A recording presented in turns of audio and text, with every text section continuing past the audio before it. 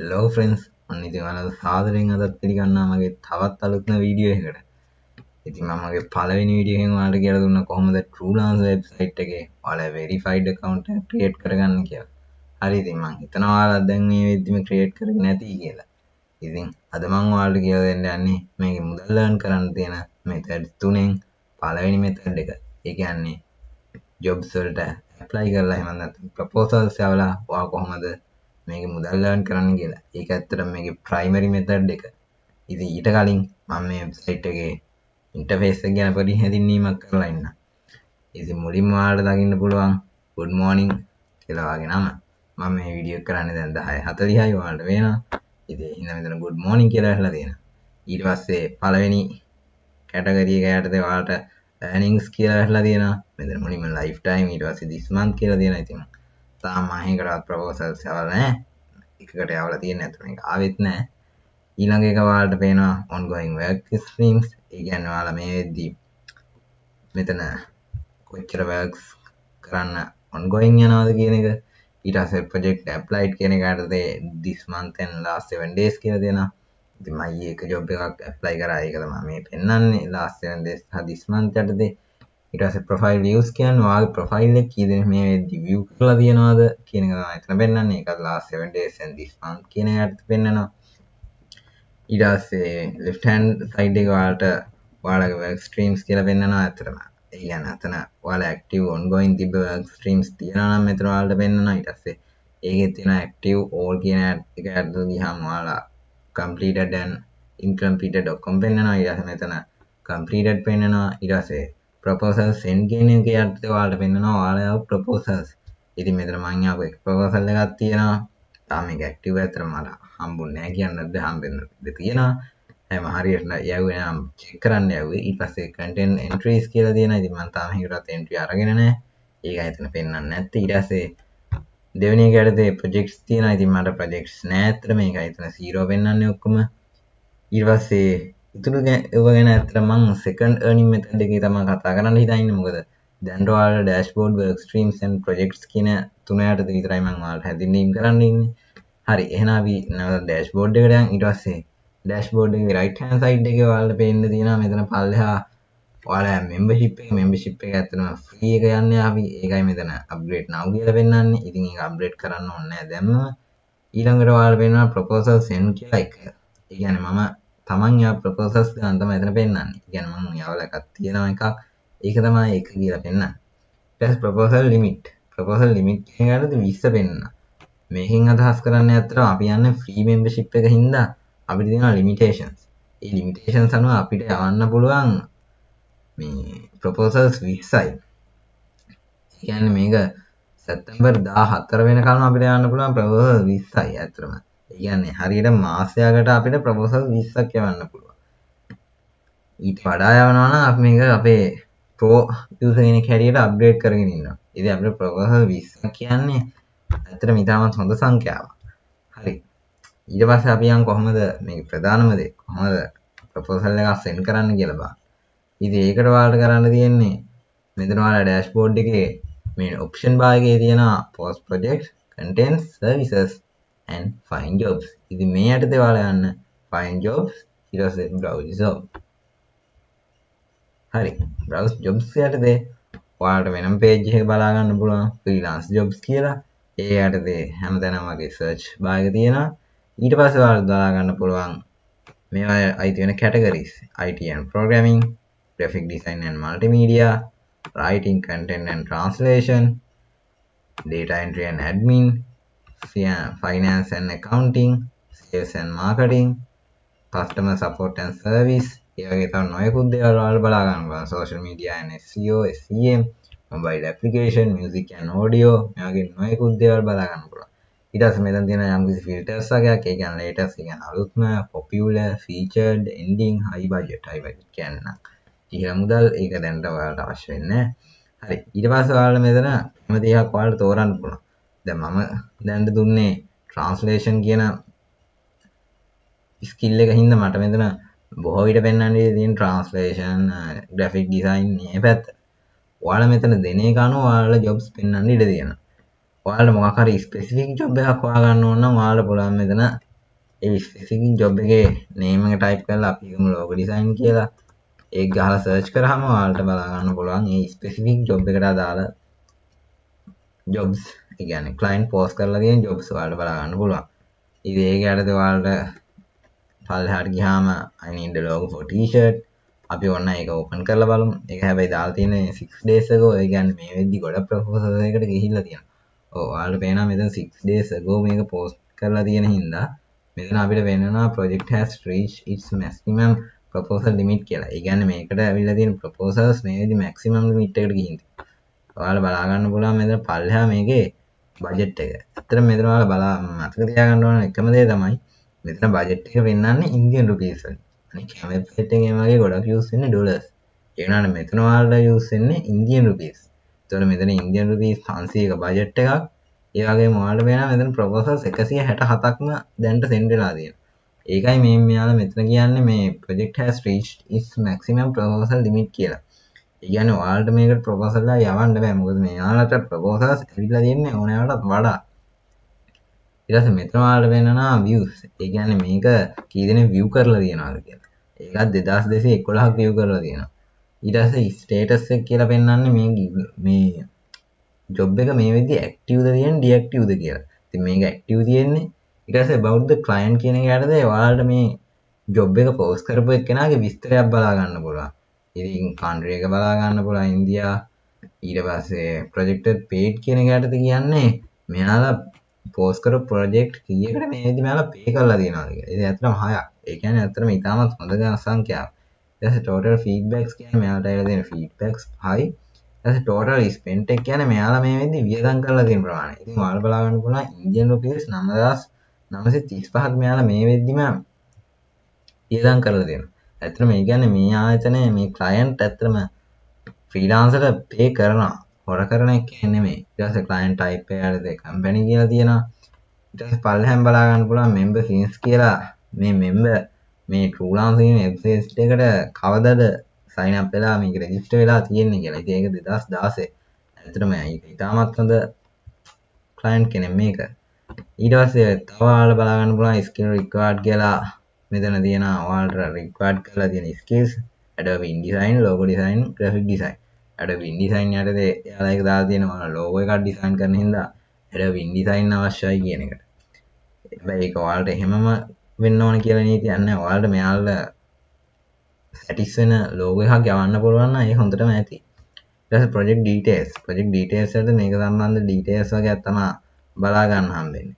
ඒක යටතේ එයාලා කියනවා I need a logo for t-shirt print කියලා. ඒ කියන්නේ මෙයාලට t-shirt එක print කරන්න තමයි මේ logo එක අවශ්‍ය වෙන්නේ. ඊට පස්සේ background images attached කියලා මෙතන ඔයාලට බලා ගන්න පුළුවන් sample links කියලා මෙයාලා links දෙකක් දීලා දෙන ඉතින් ඔයාලට පුළුවන් මේ link open කරලා බලන්න මෙයාලා කොයි වගේ එකක්ද බලාපොරොත්තු වෙන්නේ කියලා. අන්න ඒ වගේ මෙයාලා දීලා තියෙන project එක සම්බන්ධ සම්පූර්ණ details ඔයාලා හොඳට අධ්‍යයනය කරලා තමයි මේකෙදි ඔයාලා proposal එක යවන්න ඕනේ. හරි. ඊට පස්සේ තවත් පල්ලෙහාට ගියාම ඔයාලා බලා ගන්න ඕන proposals කියලා. proposals වලට ඔයාලට පේනවා මේකට proposal දාලා තියෙන පුද්ගලයන්. ඉතින් ඒකේදී ඔයාලා මුලින්ම බැලුවොත් ඔයාලට හොඳටම පේනවා හැමෝම ඉන්දියන් පුද්ගලයෝ. ඒ කියන්නේ මේක ඉන්දියන් වෙබ්සයිට් එකක් ඉන්න මේක ඉන්දියාවේ තමයි ගොඩක් ඉන්නේ. මෙතන එක්කෙනෙක් ඉන්නවා එතන බංග්ලාදේශ එක්කෙනෙක්. ඉතින් මේකේ ඉන්දියන් වෙබ්සයිට් එකක් වුණාට මේකේ ජොබ්ස් ඉන්දියන් අයට විතරක් හම්බ වෙනවා කියලා හන්නේ නැහැ. මේකේ ඕන කෙනෙක්ට ටැලන්ට් එක තියෙනවා නම් ෆ්‍රීලාන්සින් කියන සෙක්ටර් එක ඇතුළේ ඇත්තටම ජොබ් එකක් ගන්නවා කියන එක ඉතාමත් ලේසි වැඩක්. හරි. දැන් ඉතින් අපි යන්කො එහෙනම් කොහොමද ප්‍රොපෝසල් එක සෙන්ඩ් කරන්න කියලා බලන්න. ඉතින් නැවතත් මම යන browse jobs යටතේට ඉතින් ඒකට ගියාට පස්සේ මම හොඳ එකක් හොයාගන්න ඕනේ. ඉතින් ඔයාලට මේ කැමති එකක් ඇතුළට ගිහිල්ලා බලන්න පුළුවන් මෙයාලා මොනවද කියන්නේ මේවා අධ්‍යයනය කරලා බලන්න පුළුවන් මේ. හරි තවත් දෙයක්. මෙන්න මෙතන ඔයාලට පේනවා $60යි/hours කියලා. ඒ කියන්නේ මෙයාලා පැයකට ඔයාලට $60ක් ගෙවන්න බලාපොරොත්තු වෙමින් ඉන්නවා. approximately මේකේ 10 hours job එකක් තියෙනවා කියලා මෙයාලා කියනවා. ඒ කියන්නේ approximately 10 hours කියන්නේ ඔයාලට $600ක් මේ job එක ඔයාලට ආවොත් යවන්නත් පුළුවන්. කියන්නේ earn කරගන්න පුළුවන්. කියන එක තමයි මේකෙන් අදහස් වෙන්නේ. හරි. ඊට පස්සේ මෙතන නම් මට ගැලපෙන job එකක් නැහැ. අපි යන writing content and translation කියන category එකට.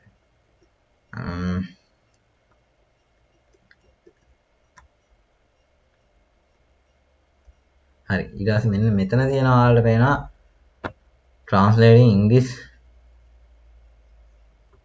writing script and editing මෙතන අතර මේ වචනේ මම දන්නේ නැහැ හරියට anime videos හරි අපි ඒක ඕපන් කරලා බැලුවොත් අපිට මෙයාලා මෙතන මුලින්ම පෙන්නනවා ඔන්න මෙතන ඔයාලට පේන ඇති මෙතන මෙයාලා බජට් එක ඩොලර්ස් වලින් දාලා තියෙනවා ඩොලර්ස් 55ක් කියලා ඔයාලා ඒක කවදාවත් පටල ගන්න එපා ඩොලර්ස් and ඉන්දියන් රුපීස් කියන එක මෙතන මේ බජට් එක ඩොලර්ස් 55 දීලා තියෙන්නේ කියන්නේ ඩොලර්ස් වලින් මෙතන කන්ට්‍රි එක තියෙන්නේ ජමයිකා කියලා ඇත්තටම අර කන්ට්‍රීස් ඉන්දියන් රුපීස් දාන්නේ එයා කන්ට්‍රි එක ඉන්දියා හින්දා මෙතන ජමයිකා ජොබ් එකක් හින්දා තමයි මේක මේ ආකාරයට තියෙන්නේ ඊට පස්සේ ඒක සම්බන්ධවත් අර විදිහට විස්තර ටික ඔයාලා බලා ගන්න පුළුවන් ප්‍රොපෝසල්ස් කීයක් තියනවද views කීයක් තියනවද ස්ටේටස් එක යටතේ මේ පෝස්ට් එක මේ ජොබ් එක ඇක්ටිව්ද නැද්ද කියන එක බලා ගන්න පුළුවන් ඊට පස්සේ මේ ක්ලයන්ට් සම්බන්ධ විස්තරයක් තියෙනවා දැන් මේ ක්ලයන්ට් ඇත්තටම 2023 අගෝස්තු 15 අද ඇත්තටම 2023 අගෝස්තු 16 කියන්නේ ඊයේ තමයි මේ ක්ලයන්ට් ආවිල්ලා තියෙන්නේ ඒකයි මෙතන ෆීඩ්බැක් 0 ටෝටල් ස්පෙන්ට් එක 0 ප්‍රොජෙක්ට් පේඩ් කියන එක 0 අන්න ඒ හින්දා තමයි අපිට මේ වගේ ක්ලයන්ට්ස් සම්බන්ධ පොඩි සැකයක් ඇති වෙන්නේ. හැබැයි ඒක නැති කරන්නත් මේ Truelancer වෙබ්සයිට් එක අපිට විදිහක් දීලා තියෙනවා. මම ඔයාලට ඒකත් ඉදිරියේදී කියන්නම්. හරි. ඊට පස්සේ මෙතන skills required. ඒ යටතේ YouTube copywriting video services. ඉතින් මේ ටැලන්ට්ස් ටික තියෙන ඔයාලා ඕන කෙනෙක්ට පුළුවන් මේකට ප්‍රොපෝසල් ගන්න. ප්‍රොපෝසල් එක නම් ඕන කෙනෙක්ට යවන්න පුළුවන්. හැබැයි මේ සම්බන්ධ ටැලන්ට් තිබ්බේ නැත්නම් ඔයාලා මේක කරන්න බෑ. ඊට පස්සේ මෙතන සම්බන්ධ project details යටතේ ඔයාලට මේක සම්බන්ධ සම්පූර්ණ විස්තරයක් මෙයාලා කෙටියෙන් කියලා දෙනවා. ඉතින් urgently needed ඒ කියන්නේ මෙයාලට ඉතාමත් අවශ්‍යයි. ඊට පස්සේ ඔයාලට මේක ඉංග්‍රීසියෙන් කියවන්න බැරි නම් ඔයාලට Google Translate දාලා translate කරන්න පුළුවන්. ඊට පස්සේ මෙතන වීඩියෝ length එක දීලා තියෙනවා. payment method දීලා තියෙනවා. one video daily කියලා තියෙනවා. ඒ කියන්නේ වීඩියෝ එකක් daily ඕනේ. ඒ වගේ මෙතන සම්පූර්ණ විස්තරයක් කෙටියෙන් ඔයාලට දැන් ගන්න පුළුවන්. හරි. අපි බලමු කොහොමද මෙයාලට ප්‍රොපෝසල් එක අපේ එක යවන්නේ කියලා. අපේ ගෙවන්න ඔයාලට කරන්න තියෙන්නේ send proposal කියන එක සරලව ක්ලික් කරන්න විතරයි. ඊට පස්සේ මෙතන ඔයාලට වෙන box එකක් open වෙනවා new proposal කියලා. ඊට පස්සේ ඔයාලා proposal details වලදී ඔයාලා මේක කොහොමද කරන්න බලාපොරොත්තු වෙන්නේ? ඔයාලට මේක තියෙන හැකියාවන් ඒවා මෙයාලව ඉම්ප්‍රෙස් වෙන විදිහට ඔයාලා ලියන්න ඕන. සරලව කිව්වොත් මම මෙතන දැන්ට නිකන් එක්සැම්පල් එකක් විදිහට dear sir කියලා දාලා මෙතන මම දානවා මම good YouTuber